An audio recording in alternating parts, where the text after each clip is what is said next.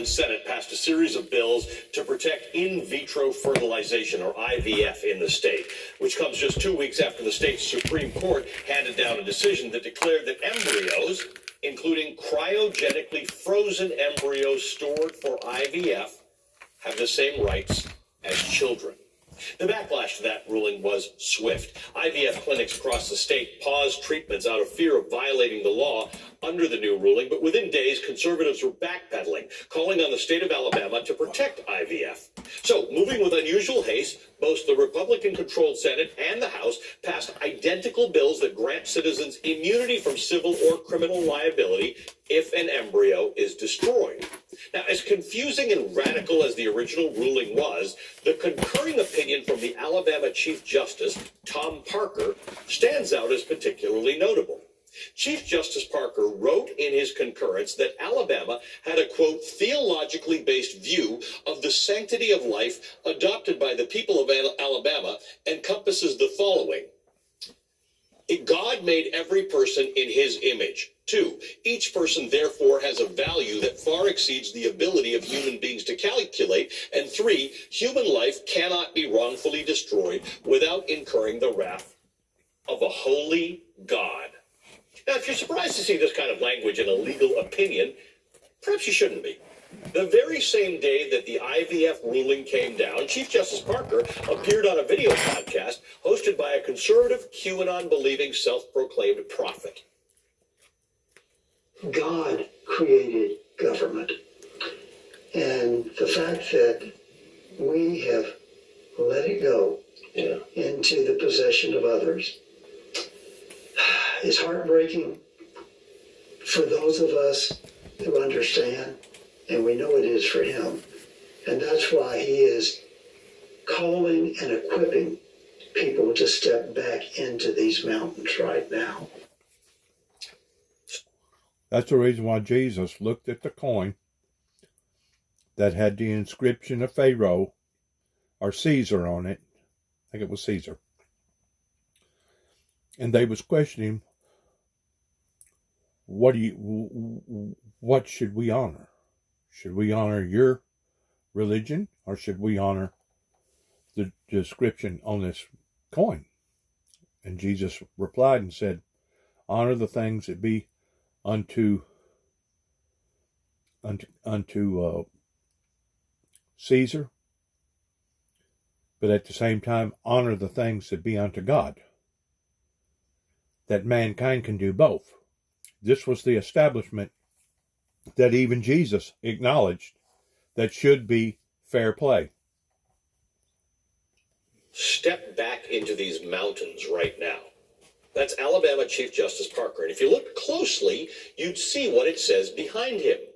Restore the 7.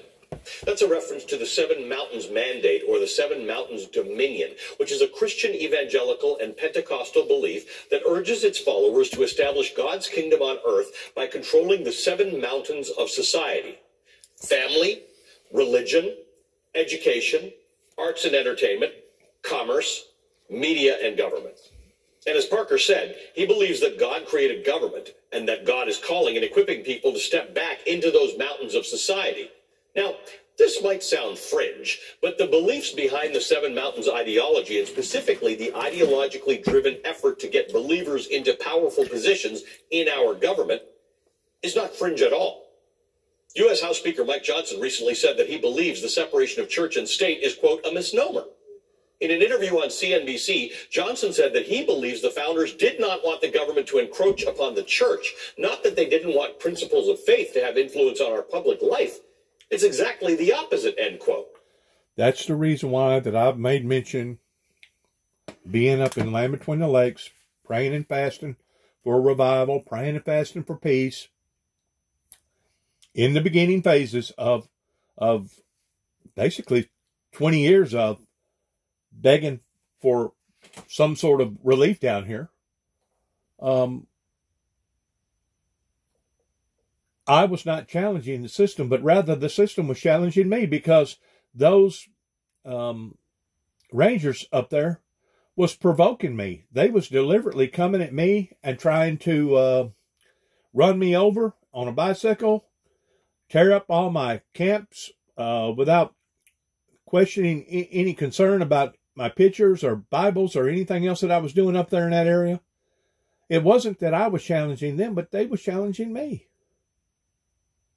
They was challenging me because our government system was based upon "In God We Trust." Now, you can create your own neon God if you want to. You can create any kind of God if that's what you want to do, because that's what the children of Israel was doing whenever they decided that they was going to build this golden calf and start worshiping this calf. And that's whenever God stepped into the picture and said, no, no, no, you're not going to do this. Thou shalt not worship any false idols. Thou shalt not worship anything engraving or anything that's made of stone. Because the Father seeketh those who worship him in truth and in spirit. You can't worship God in preliminaries towards going and bowing and standing up because the priest tells you to, and recite this and bow again and stand back up and recite this. You know, that's all fine and dandy, but what is the heart doing? We see what the body's doing, but what is the heart doing? Because that's where Jesus said that it all begins and it all ends, because the Father seeketh those who worship him in truth and in spirit. So please listen to this. This is very, very intriguing. Shortly after he became Speaker, Johnson was apparently not aware that there was media in the room when he compared himself to Moses while speaking about his ascension to the speakership in a speech to conservative lawmakers. This week, a state senator in Oklahoma made a statement about the death of a non-binary teenager named Nex Benedict, who was beaten in a school bathroom the day before they died. The senator said, quote, "We're going to fight to keep that filth out of the state of Oklahoma because we are a Christian state," end quote. Another political action group that follows similar beliefs, called My God Votes, aims to rally... Now, I don't go along with that. I don't go along with somebody beating somebody just because they're different than you are, pertaining to a Christianity standpoint. That's going back to what went on during the Crusaders, back whenever the Catholics was spreading out and basically forcing people to bow down to their way of worship, or you would suffer the consequences. I don't go along with that. I don't go along with killing people, because even Jesus didn't say to do that. He just said to turn, and shake the dust off your feet and move on. That it would have been better for Sodom and Gomorrah than for that group of people that done that. That's what Christ said. Believers to get involved in government and to vote for their endorsed candidates. The pastor who ran its inaugural event last month in Houston started off by listing the many people who will be on the ballot during this primary who were in attendance, including a candidate for Congress, state senators, state representatives, school board officials, and sheriffs. And then he said this. I want to start off by saying this is not a political event. And I say that with all sincerity, because what we're doing here tonight is kingdom business.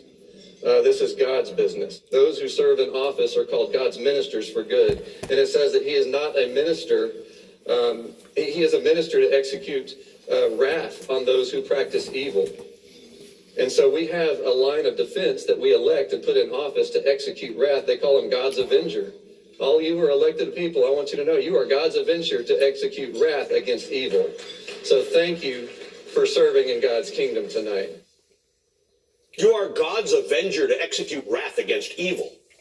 There have been rulings and bills in Oklahoma, Texas, Utah, and Idaho that allow those states to bring religious practices into public schools or to use public funds for religious schools. Once more, we are to continue to love the sinner while hating the sin, separating the two. It is God that brings forth the wrath. It is God that will vindicate his chosen, or the meek, here upon to the earth. There are seemingly endless examples of recent blurring of the line or overt tearing down of the line between church and state. But our founders, the very first thing they decided to fix with the role of religion in this country, the First Amendment, written in 1791, reads, Congress shall make no law respecting an establishment of religion, or prohibiting the free exercise thereof, or abridging the freedom of speech, which is the one we normally associate with this amendment, or of the press, or of the right of the people peaceably to assemble and to petition the government for a redress of grievances. The very First Amendment. What the founders meant by establishment has been debated intermittently since this was written, but despite many challenges. That means that those who are in power can still maintain a faith-based religion while still serving in office. Once more, render unto Caesar the things that be unto Caesar, and render unto God the things that be unto God. Now, what that Constitution is saying is that you cannot, no government can force that upon to the will of its people. Challenges to the so-called Establishment Clause, the Supreme Court affirmed the separation of church and state repeatedly over decades. However, in the last 2 years, this very conservative U.S. Supreme Court has delivered a series of blows to the Establishment Clause, allowing prayer in school, allowing businesses to deny service to LGBTQ plus individuals, allowing public funds to go toward religious schools. Meanwhile, Trump is capitalizing on the momentum of the religious right, promising to fight for the Christian right, all the while his team organizes a plan of action that is steeped in Christian nationalism. After the break, we'll dig into this with a First Amendment expert, Professor Caroline Corbin, who's a Dean's Distinguished Scholar at the University of Miami Law School.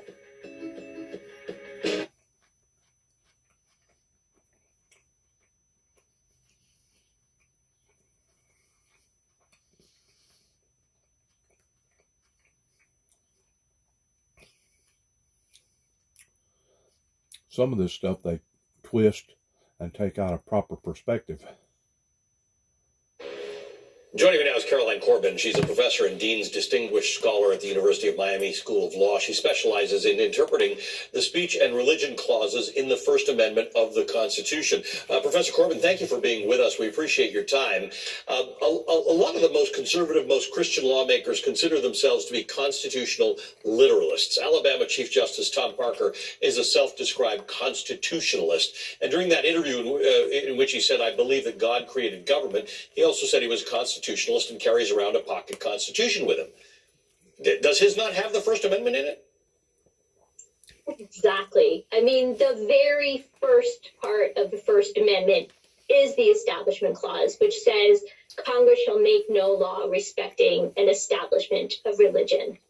And that basically means that the government should not have an official or favorite religion. And there are a lot of very good reasons why the establishment. Well, let me ask you a question. If that be the case, how come all our currency says "In God we trust"? It's actually contradicting of itself by what she's talking about. Please listen. Clause prohibits that. For example, it protects the civil peace. If a government, any government, could have a favorite religion, then you're going to have competition among various religions to try and become the favorite, and that would cause strife. The separation of church and state actually protects the favored religion, because any time religion gets intimately involved with the government, it invariably compromises its integrity. And finally, the government's not supposed to have a favorite religion. I don't agree with that, because every time there's a calamity of a proportion of catastrophic, that's one of the first things that most of our officials do is bow and pray. Because it undermines. How many times have you heard where an event happened with a major shooting, and the first thing they say is, "Please pray and keep the family members and friends in your prayers"? How many times have you heard that? Undermines both the equality and the religious liberty of religious minorities. What about Mike Johnson's argument that we're all seeing this incorrectly, that the First Amendment, the Establishment Clause, was meant to say that the government shouldn't impose on religion? His argument is that it was meant to protect religious liberty, and he's not wrong. But it protects the religious liberty of religious minorities by ensuring that the government doesn't favor another religion, because that invariably does harm religious minorities. I mean, you see that, for example, the government is not supposed to lead prayers, right? We should not have government or even public schools lead prayers in schools. That has long been part of the Establishment Clause, because otherwise... Once more, how come then every time there's a bad event, that's one of the first things that they require or request? Please keep these victims in your prayers and their family members. How come? What she's saying is inaccurate. Now I'm going to go back to my little story real quick and say, go as far as to say, did the LBL officials, rangers, did they have a right to boot me out of my campsite after me staying there longer than 21 days? Yes, they did. But it was the way that they booted me out. It was the way that they attacked me after that, whenever I moved to another campsite, and then they was down there snooping around and like I said, trying to run me over with a bicycle and everything else, on a bicycle and everything else. And it was consistent. I was basically in a spiritual warfare with these people up there, and that's not what those people are supposed to be doing. Yes, they are to implement the laws of the grounds up there pertaining to different policies, but that doesn't mean to take advantage or to harm or to bring harm to any of the citizens. There's a proper way to implement those rules. Students may feel pressured to participate in prayers that are not their own. And so their own religious liberty, their religious views that do not happen to match the prayers that the school is issuing, their own religious liberty would be compromised. And so, yes, it absolutely does protect religion, but it protects it by ensuring the government does not get in the business of practicing religion or imposing religious beliefs on everyone. I'll put it this way. There was a school in Memphis that opened up a brand new onslaught just within the past few months of praying to Satan. Satanisms. That after school, you had a right to go to this particular group of people and to bow and to pray in the name of Lucifer versus praying in the name of God, or praying in the name of the Lord Jesus Christ, or praying in the name of Allah, or praying in the name of any other known name religion. That they opened up a venue in Memphis praying in the name of Lucifer. You may be asking, well, what do you think about that, Dennis? Well, I think that they have the right to believe and to pray to whoever that they want to believe in, but they don't have the right to interfere with the Christians' belief, because our belief stands just as real as what they claim that they believe in. And to force something down our throats isn't fair. Neither nor is it fair for us to force what we believe in down their throats. That's the reason why to each his own. Free will. That's the reason why the Father gave us free will. So look, not everybody sees these things as directly impactful to them and their beliefs. The separation of church and state as a constitutional matter seems straightforward enough. But if you start to look to our day-to-day lives in America, you can see where the confusion begins. We have "In God We Trust" on our currency. There you go. We say that we are one nation under God in our Pledge of Allegiance. How does that? How do you square that with the Establishment Clause?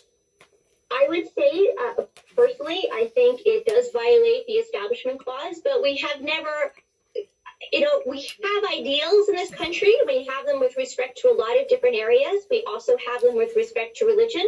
They're not always realized. And I think that is an example where we have failed to really fully respect what's required under the Establishment Clause.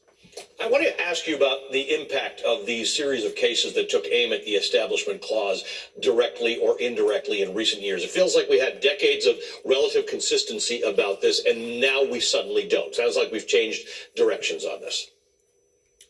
Absolutely. I mean, the Establishment Clause has had various areas where it has, as I mentioned, forbidden the government from leading prayers so that people don't feel coerced into participating in a religious exercise.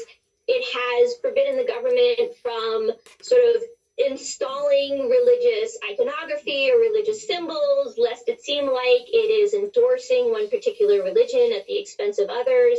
And it has forbidden the government from directly funding religious exercises. And in each of these areas, we have seen the Supreme Court cut back on traditional protection. So prayers in school, what used to be absolutely beyond the pale for the Establishment Clause, but in a recent case, we saw the Supreme Court countenance a Christian coach saying prayers immediately after football games in the middle of a football field, even though his players and others were around him. In terms of Christian symbols, the Supreme Court recently upheld the government's 40-foot Latin cross, which seems like, again, directly contradictory to what the Establishment Clause is meant to impose. And finally, the question with government funding of religion used to be, does giving taxpayer money to this religious organization violate the Establishment Clause? And now the question has become, is the government's failure to give taxpayer money to a religious organization violate that religious organization's free exercise, which simply turns on its head our traditional concerns with regard to government funding? Whenever Homeland Security, Secret Service got involved in my life in 1989, after my son and I struck off on the Windmill Ministries Mission's first campaign. We went up into Washington, D.C., we went up into New York, Harlem, Queens, all the other borough areas, and it went on up into Long Island and then come back, and we were spreading out thousands of dollars worth of material. Whenever I come back, I went back up there, and whenever I went back up there, that's whenever I wound up getting in trouble with Homeland Security, and that's whenever they decided to follow me back here to Tennessee, wound up in my grandmother's house in Kenton, Tennessee. Homeland Security did, questioned my mother and my grandmother and my brother and what was my intent, and there towards the last, they intervened in a raid down in Madison County, Tennessee, Jackson, Tennessee, whenever they confiscated one of the items from the ministry, which was an aluminum sword locked up in a showcase box. That took the police officers, give or take, about 20 to 30 minutes to break it open and to get it out of there. While, in the meantime, throwing me in the back end of the police car and charging me with a deadly weapon. Wow. So does that mean a hammer is a deadly weapon? Does that mean a pipe is a deadly weapon? Does that mean a board or a club is a deadly weapon? Well, any of those items could be used as a deadly weapon, but the sword that was locked up in the box was not being used as any type of weapon. It was only being used as a instrument tool, a teaching aid to teach others in what I was talking about, because a lot of times you can visually, tangibly tell someone something while you're showing them something that it will be more of a acceptance or response to what you're teaching them. Rather than just telling them, you're actually displaying it to them. And because of it, it will leave ordinarily a deeper impression. That's what I was doing whenever the United States government, Homeland Security, Secret Service, intervened by using Madison County judicial system down here in Madison County, Jackson, Tennessee, using them as a strong arm man in doing what they done. Was that not an attack upon my freedom of religion? Once more, the sword that was in that box was not being used at that time as an actual weapon. Just like whenever you're in a baseball field and you have a baseball bat in your hand, it's considered just a baseball bat. Now, whenever you decide, if you decide to take the baseball bat and start cleaning it over somebody's head, battering somebody right there in the baseball field, then the baseball bat is no longer considered a baseball bat, but now it's considered a weapon. That can be that way with a knife. It can be that way with a hatchet. It can be that way with a club. It can be that way with any item that you decide to use as a weaponry tool to do especially an illegal act. Now, is it still going to be looked upon as being a weapon if you have used that particular item to protect yourself with? I don't know.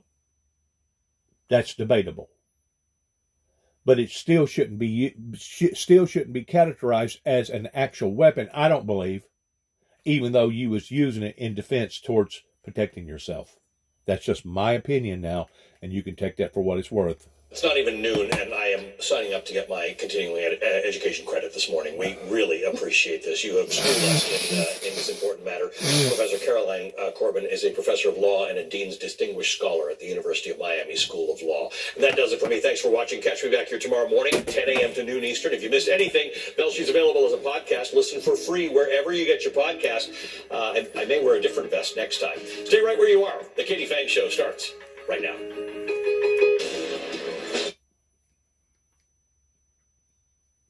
So many variations. So many different ways of looking at so many different ways. Arrived. Israel telling a different story, saying many were killed in a stampede near the trucks. The health ministry now puts the Gaza death toll from the war at over 30,000. President Biden and former President Trump visiting the southern border. This is a Biden invasion over the past 3 years. So instead of playing politics with the issue, why don't we just get together and get it done? You heard it from her, Congresswoman Jasmine Crockett saying, quote, "I'm telling you that this is a waste of time and we need to get back to the people's work. The Republicans are going to lose the House and y'all run this back for them when they do." We'll have Congresswoman Crockett later on. She never minces words, and this week she has a lot to say about the GOP Chaos Caucus. She'll bring more of that trademark fire in the show as she shares what went down behind closed doors in the farce that is the Hunter Biden investigation.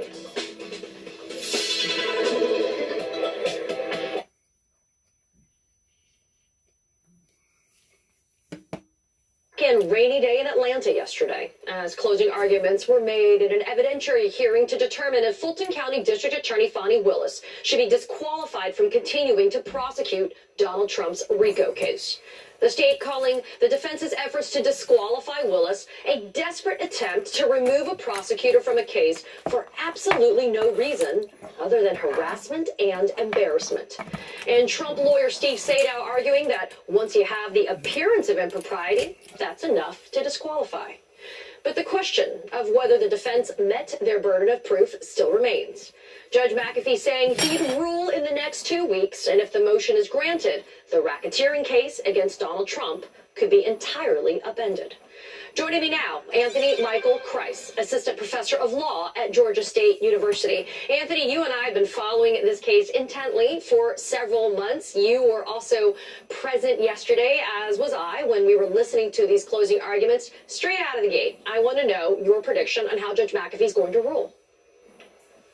I think it's very unlikely he'll disqualify the Fulton County District Attorney's Office from the case, namely because the burden of production in terms of evidence rests with the defense here. And so there's one really important piece of unrebutted evidence, which is that Fonnie Willis and Nathan Wade's relationship ended before the indictments were handed down by the Fulton County grand jury and before charging decisions and charging recommendations were made to that Fulton County grand jury. And I think that's really the key point here in terms of the timing. And I think that the standard is wrong in terms of what the defendants are arguing. I think Georgia law is very clear. An actual concrete conflict of interest must exist in order to disqualify a district attorney's office from a case. So, Anthony, let's stay on this, though, because there was a lot of questions, as you heard, peppered to the defense by the judge in this case as to the burden of proof. I heard Judge McAfee saying, hey, preponderance of the evidence is the standard. But to Steve Sadow, he said suggestions of wrongdoing certainly don't meet that burden. Do you agree with how Judge McAfee was asking the defense whether or not they understood what their burden was? Getting back on what I was talking about a while ago, one of the reasons why, one of the first things that a lot of department deputies do, especially if you're arrested and put in their confinement, especially if you have boots on or even tennis shoes on that has usually long laced up shoelaces, is take those out of the shoe, because those could actually be used as a lethal weapon towards hanging yourself with them. The point that I'm trying to make is this: you can take anything, no matter what it is, and turn it into a lethal, deadly weapon. Whenever I was pulled over by Homeland Security, being addressed with Madison County police officers, that item that was locked up in that showcase box was not being used as a weapon. It was being used as a teaching tool. And I continue to keep saying this again and again and again. And whether or not people believe it or won't accept it, I don't know. But obviously, there's been some mistakes made.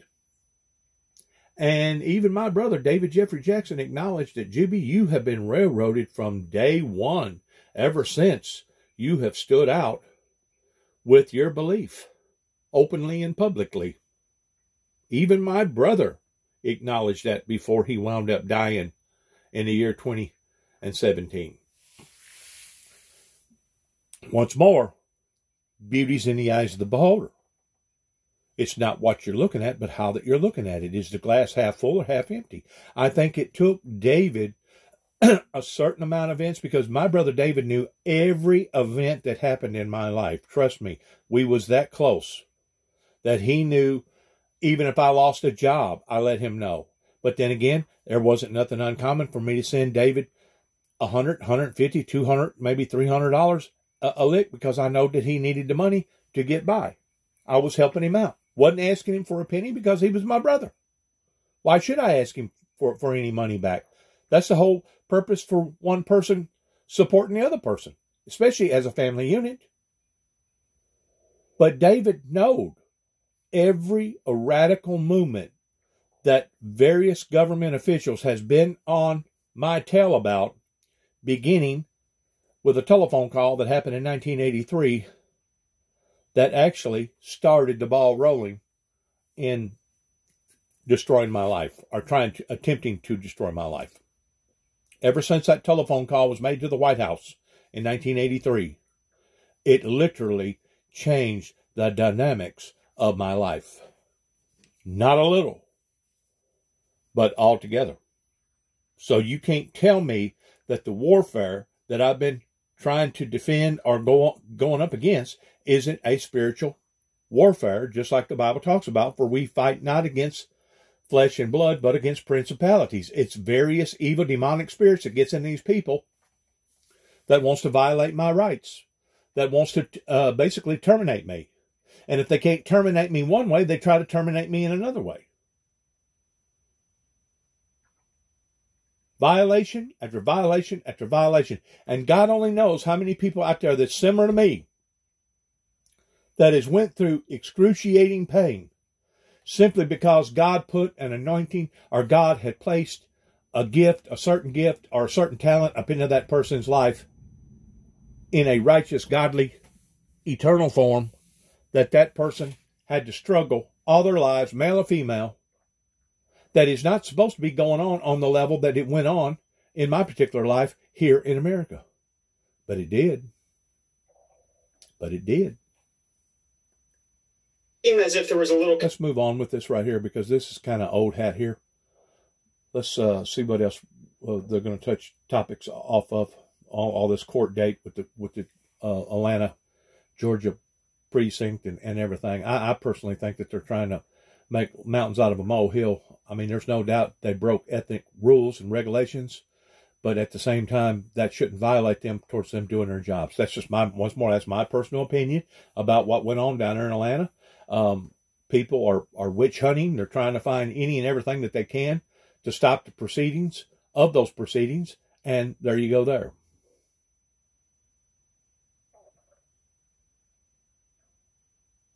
Was there mistakes made? Yeah, there was mistakes made.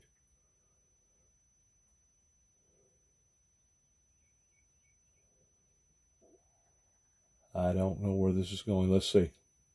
Then I say, a lot of you are the same pundits who said that it would not be a motivating issue going into the 2022 cycle, and what should have been a red wave ended up being an R+2 year where Republicans barely took the House. And the chaos that they have had since has really shown the people where we need to stand on this issue. David Jolly, Olivia Juliana, thank you both so much for your insight and analysis. I really appreciate it. Thank you. And coming up next, averting disaster. Lawmakers on Capitol Hill have staved off yet another government shutdown for now. But they're still wasting Americans' time and money tilting at windmills. Congresswoman Jasmine Crockett joins me next on the GOP dysfunction and the chaos that's keeping our government from being securely funded. But first, airdropping aid inside the Biden administration's plan to airdrop food aid into Gaza as the threat of famine grows by the day. Don't go anywhere. Unbelievable. You couldn't pay me enough money right now to go and visit the Holy Land with all that stuff going on over there right now. You couldn't pay me enough money to get on an airplane and go over there right now with all that stuff going on. Unbelievable in what's happening over in the Middle East right now, which is all once more part of biblical Bible prophecy. Stuff that has already been predicted to happen is happening. Once more, stuff that's been written in stone, you can't stop. You can try to prevent it. You can try to hinder it. You can try to slow it down. But by doing so, usually there's strong repercussions that goes along with intervening in something like that. And that's what's happened to America. Various officials, state, local, federal officials, has tried desperately to stop this ministry from going forward. And because of it, they have brought condemnation upon to all the parties, not just the guilty parties, but all the parties. And that's where the innocent people should hold these people accountable because of what that they have done. Or what that they didn't do that they should have done. Beginning in Ronald Reagan's administration in 1988, after 9 tapes went to the White House. Here's to getting better with age. I can't continue to keep saying this again and again and again without it, sounding like a broken record, in which I know that's what it sounds like. It sounds like a broken record, but the facts is the facts, and those are the facts of that in which what has occurred in my life. Now, you can be like my son, and you can say, "Well, Dad, you're a liar." I don't believe nothing that you have to say pertaining to any and all this. You're just making this stuff up. It's your imagination running wild. But you know what? I know that my son Nicholas is similar towards my brother David, and I know that my son Nicholas, out of all the people that knows about my life, or let me put it this way, that knows a great portion of my life. I didn't realize until about, give or take, about a month ago, or maybe a little longer than that, whenever I was scheduled to have my left operation towards it being fused, I didn't realize that my son didn't know that my right ankle had been fused. He knowed that I'd had an injury whenever he was basically not even a year old, in 1979, the same year that he was born. But he was not aware that my right ankle had been fused down in Campbell's Clinic during the episode of that event. So whenever I get to looking and analyzing the things that my son knows about, or that's supposed to know about, he's actually void in a whole lot of areas about my life. And once more, you can create an illusion with somebody if you want to, in saying, well, everything that person is saying, or most of the stuff that person is saying, is nothing more than a mere pure lie. Kind of like what the people in the Lighthouse Pentecostal Church down in Jackson, Tennessee done whenever my wife and I pulled back together again, and about a year into us going to the Lighthouse Pentecostal Church after us becoming members out there. Basically, I had an opportunity of standing up and giving my testimony, and whenever I done so, the Brother Brown's son, Richard Brown, stood to his feet while standing on the podium and said, what this individual is telling you is a lie. A bald-faced lie. After me expressing and explaining to the whole group, give or take, I guess there was probably 200 people there that night, and you're going to stand on the stage and tell me that I'm a liar about my own personal testimony? It's not that I'm a liar. It's that people want to believe that I'm a liar. Regardless whether it's coming from my son about his own grandfather having post-traumatic stress disorder, or it's individuals out here that want to characterize me and put me in a category of being crazy, or put me in a category of somebody that's a liar. I know exactly what's went on. Like I said, my brother David knew exactly what had went on and what was going on during the rumble that was happening down here for 3 consecutive years that helped put him in an early grave. And I know for a fact that there's people within arms throwing distances where I live right here that knows exactly what went on and why it went on. Now, to get those same people to agree to that, or to get those same people to admit to that, you'd probably have better luck in pulling hen's teeth. Especially whenever it comes to the people up there in Dresden, Tennessee, that works for the judicial system, for the courts of the people. Or the people over in Martin, Tennessee, pertaining to Randy Brundridge. That's the mayor of Martin, Tennessee, that was actually going to the church, Central Baptist Church, that I had become members whenever I come back here in 2014. I had went to church out there, become a member, and went to church out there for almost a year. Whenever Randy Brundridge got some bad news about Dennis Jackson, and all of a sudden, man, I go to church one Sunday, and I'm asked if I could go to a private meeting. Well, because I'd already been down this same song and dance so many different times, I immediately got on my phone and called my brother, David. I said, David, get your clothes on, man. Come down here just about 12 o'clock whenever church lets out, because something's cooking. Sure enough, whenever David comes down there at Central Baptist Church, there's not 1 deputy car, there's not 2 deputy cars, but there's 3 deputy cars down there. And as soon as my brother gets out and goes to the church, he said, my God, is this some sort of a crime scene or something? What happened in here? What happened in here? Oh, we just want to have a meeting with your brother, and your brother felt like that it was essential for you to be in the meeting because you're basically his carekeeper. David wasn't my carekeeper. David was my witness. And whenever we sat down in that meeting, there was a police officer standing in behind the individual that wanted to do the interview, Mr. Black. That was the same Sunday school teacher that I sat beside Randy Brundridge for almost a year, going to church every Sunday.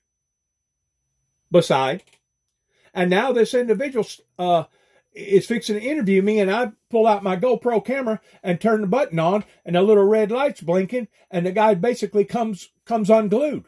What are you doing? What are you doing? I'm like, I'm recording this particular meeting. What's wrong with that? Well, you're not going to do that. If you're going to do that, there ain't going to be no meeting. But yet, no, there was a police officer standing right in behind him with a GoPro camera going.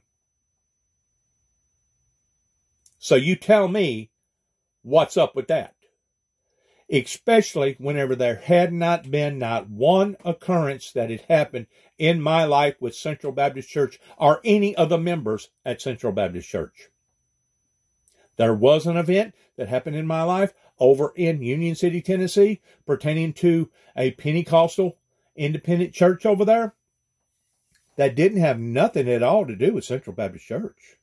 But because I went to their church, now all of a sudden they felt like that they was going to be stained because of the repercussions going on in my life that could possibly interfere or sink down into theirs.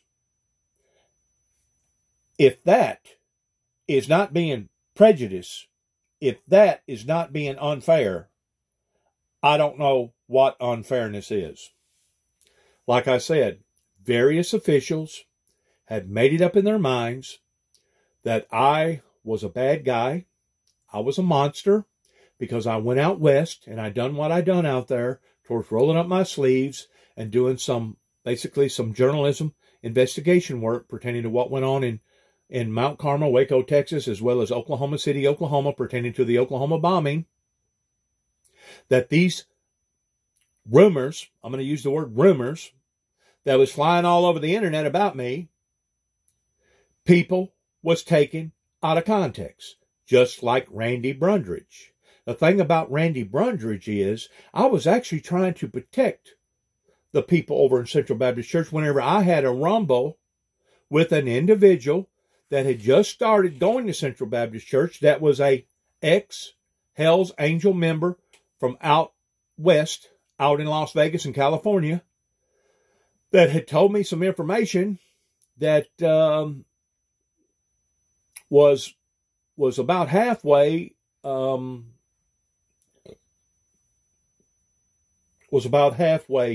questionable as far as this guy's intent. Now, I don't know if he was lying about what he was saying about. I just let it basically go through one ear and out the other until I brought him out to my house. He was supposed to have been a computer whiz, and I had some computer work done that I needed done. And come to find out, he didn't know no more about it than I did. But the following next week, I was going to get him to help me again. Now, this was after I'd done already exchanged some money towards giving him some money to help me. I actually went and got him, brought him to my house, and then took him back home. Gave him some money for helping me, even though what he done was really not all that substantial. If anything, it was just basically dead in the water, pertaining to the work that he done for me. But the following next week, I went to his house. I was going to request again, hey, you said that you failed last week in doing what you needed to do. Let's try it again. Let's go back and see. And all of a sudden, this guy goes into the house. I had no idea towards what he was doing. He didn't say a word. He didn't scream. He didn't holler. He didn't tell me to get off his property. He didn't do nothing. He just turns around, walks into his house from the front door, and walks out about maybe 25, 30 seconds later, holding a long beam rifle, aiming it directly at my head, and telling me that if I didn't get off his property, that he was fixing to kill me on the spot. This individual had started going to Central Baptist Church.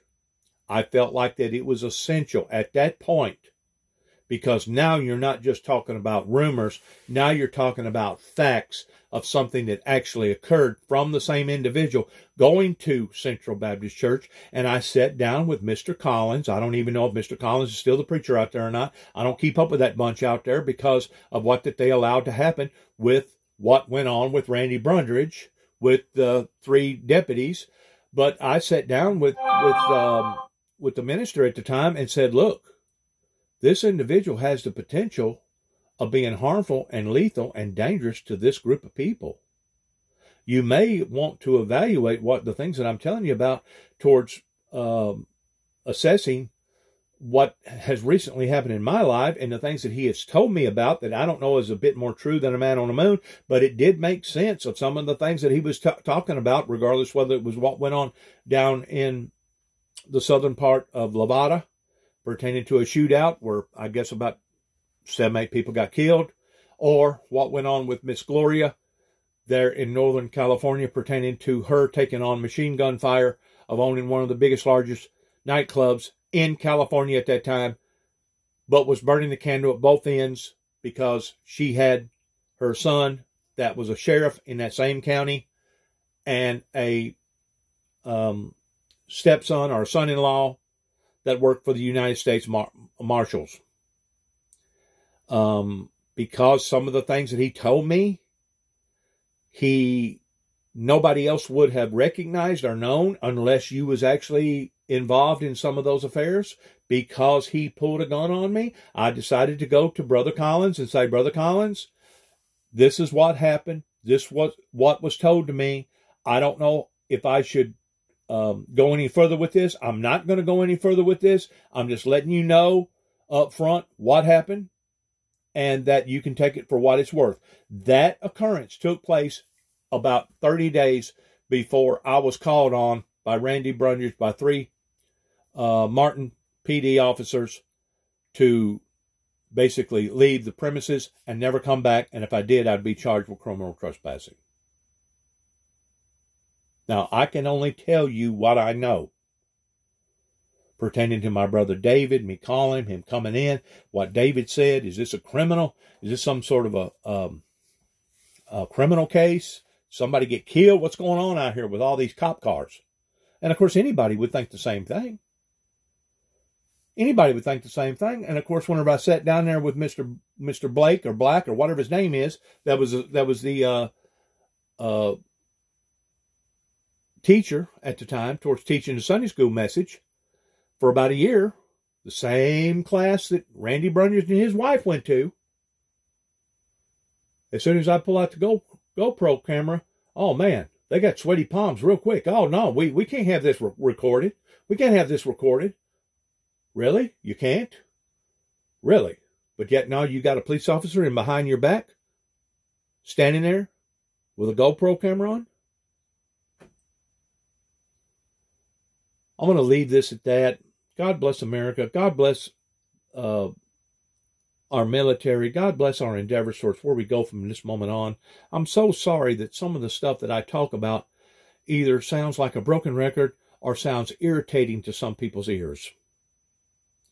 But whenever I get to mentioning facts, regardless whether it's facts that happen in my life out in California or facts that happened in my life in Phoenix, Arizona, or facts that happened in my life in Kentucky, or facts that happened in my life in Oklahoma City, Oklahoma, or facts pertaining to my life of all the garbage that had been posted online pertaining to the internet, or facts that went on right here whenever I moved back here to Northwest Tennessee that I can validate through records coming from either the sheriff's office or the courthouse up here, or the facts whenever police officers are called, they have to write out an incident report, and you're more than welcome to look it up through the Freedom of Information Act of the event that happened in Dennis Jackson's life pertaining to what happened at Central Baptist Church.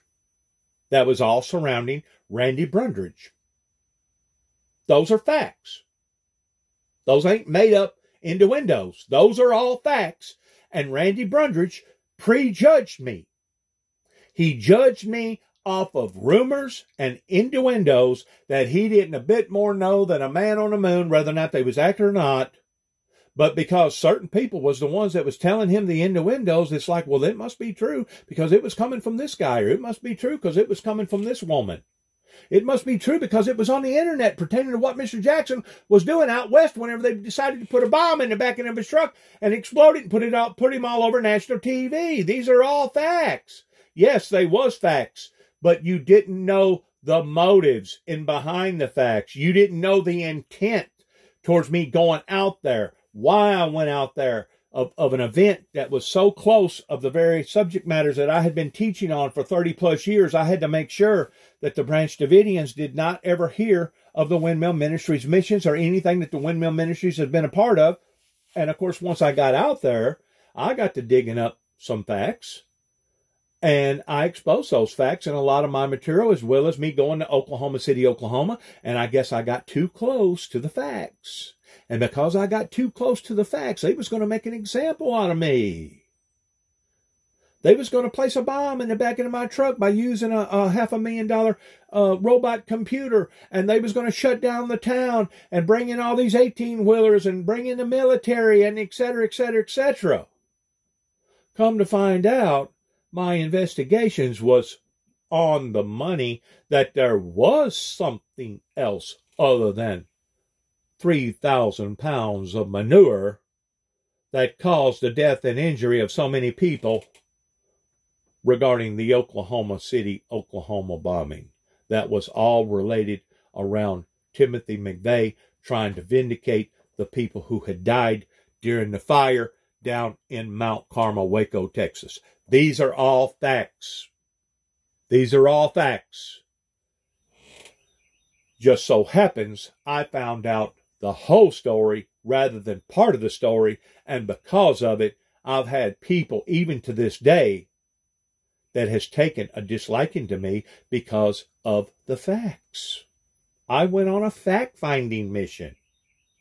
I was basically being an investigation journalist in digging up the facts of, well, what really happened here? When did it happen here? Who was engaged in this? Why was they doing what they was doing? What brought all this into play to begin with? And you know, a lot of times the media will only tell you what certain authority figures tell them to tell us. And it's not necessarily that the media is lying, but the media's hands are tied in only revealing that in which what they have been told to reveal to the public. And it's only because of people like me, whistleblowers, detectives, investigators, that go in and dig up the whole truth rather than just bits and pieces and parts of the truth, that now you can get a better understanding of the facts, because now you don't know just part of the dots, but now you know basically all the dots. Now, in some people's eyes, they don't care. They could care less about what went on in Mount Carmel, much less what went on in Waco. They could care less about the injuries and the death that's being distributed all over this country pertaining to drug violence and gun violence and all the above. Those are the people that you don't need to be dealing with, and those are for darn sure the people that you don't need to be talking to. But whenever it comes to my rights, whenever it comes to my constitutional rights, even my brother, David Jeffrey Jackson, acknowledged more than once, Juby, you have been violated again and again and again. Just like my brother acknowledging pertaining to how the community let us down with all the open abusiveness that was happening during the time that we was being raised in this particular area, that my brother went as far as saying, Juby, we should be looked upon as being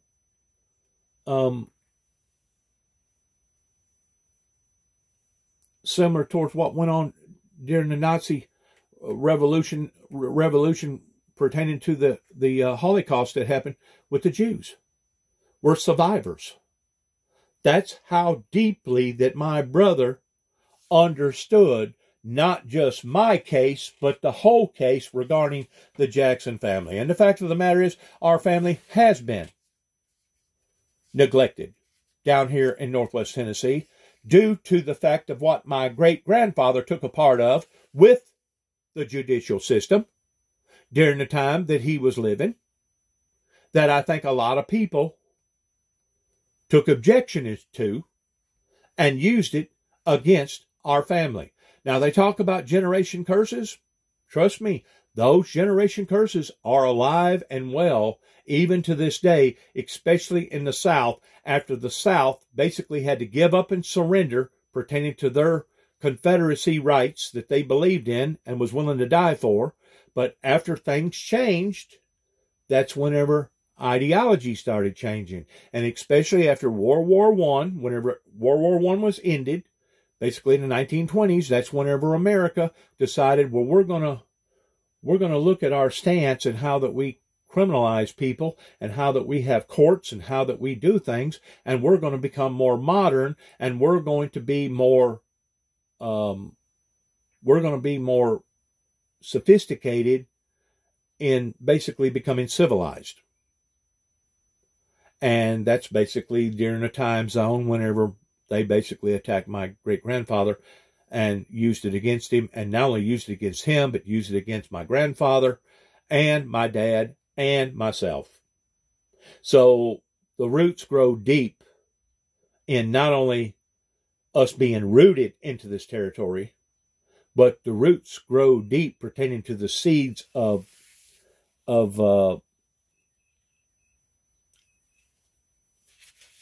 anxiety, are the seeds of oppression that various people wanted to bestow up into my family genealogy and my family and myself.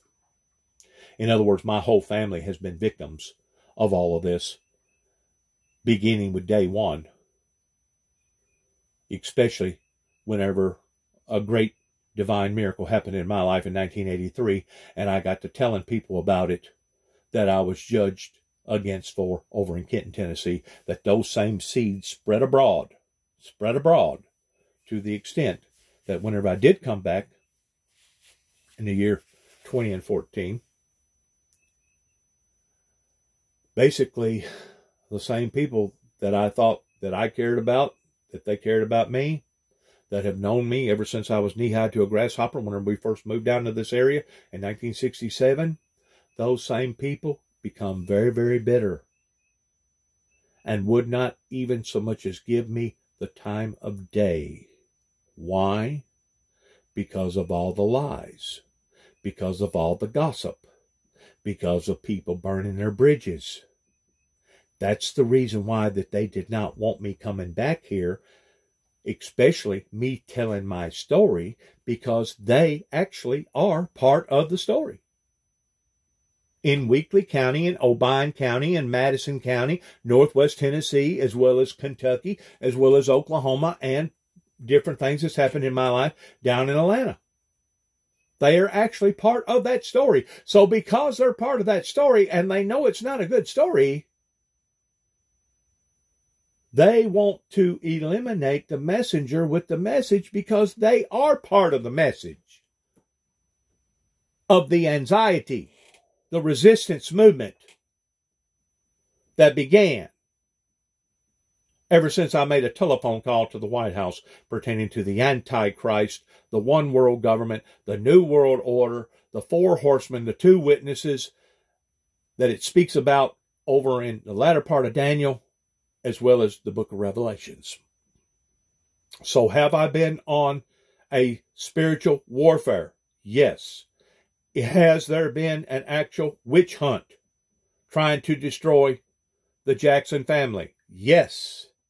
But guess what? I'm still living and I'm still breathing and I can still tell my story to the people that want to hear my story and the people that will believe in the facts, and they can take it for what it's worth. I ain't trying to twist nobody's arm. I just know this.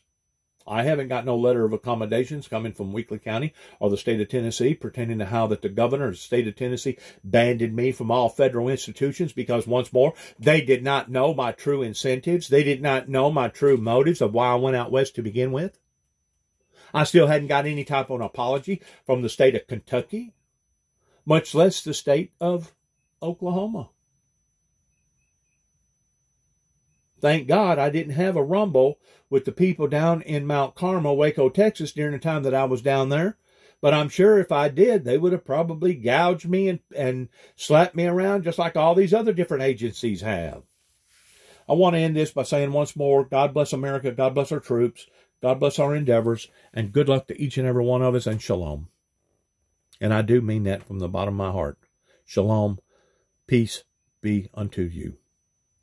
God bless.